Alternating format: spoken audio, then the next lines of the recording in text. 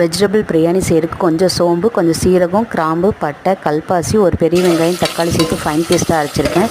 இப்போ ஒரு குக்கரில் 2 ஸ்பூன் எண்ணெய், 2 ஸ்பூன் நெய் விட்டு சோம்பு, பட்டை, கிராம்பு, ஏலக்காய் சேர்த்துருக்கேன். இது கூட நறுக்கின பெரிய வெங்காயம், தக்காளி, ஒரு கைப்பிடி அளவு புதினா மல்லி, நறுக்கின உருளைக்கிழங்கு, கேரட் இதெல்லாம் நல்லா சேர்த்துட்டு உப்பு, 1 ஸ்பூன் அளவு மிளகாய்த்தூள், 1/2 ஸ்பூன் அளவு கரம் மசாலா சேர்த்துட்டு இப்போ ஆல்ரெடி அரைச்சி வச்சுருக்க பேஸ்ட்டை இது கூட சேர்த்து நல்லா மிக்ஸ் பண்ணிவிட்டு 1 கப் அரிசிக்கு 2 கப் அளவு தண்ணி சேர்த்து நல்லா கொதிக்க விட்டுடலாம். தண்ணி கொதி வந்ததும் அரிசியை சேர்த்து மிக்ஸ் பண்ணிவிட்டு இது கூட ஆல்ரெடி சுடு தண்ணியில் உப்பு போட்டு மீல் மேக்கர் ஊற வச்சுருக்கேன். அது கொஞ்சம் கூட தண்ணி இல்லாமல் பிழிஞ்சு எடுத்துக்கிட்டு இது கூட சேர்த்துட்டு விசில் போட்டு ஒரு 4 விசில் வச்சு இறக்கிட்டு ஃபைனலாக பிரெட் டோஸ்ட்டு குட்டியாக கட் பண்ணி வச்சுருக்கேன். இதை இந்த பிரியாணி கூட சேர்த்து மிக்ஸ் பண்ணி ஒரு 2 மினிட்ஸ் மூடி போட்டு இறக்கணும். அப்படின்னா ரொம்பவே டேஸ்டியான வெஜிடபிள் பிரியாணி ரெடி. நீங்களும் ஒரு டைம் ட்ரை பண்ணி பாருங்கள். தேங்க்யூ.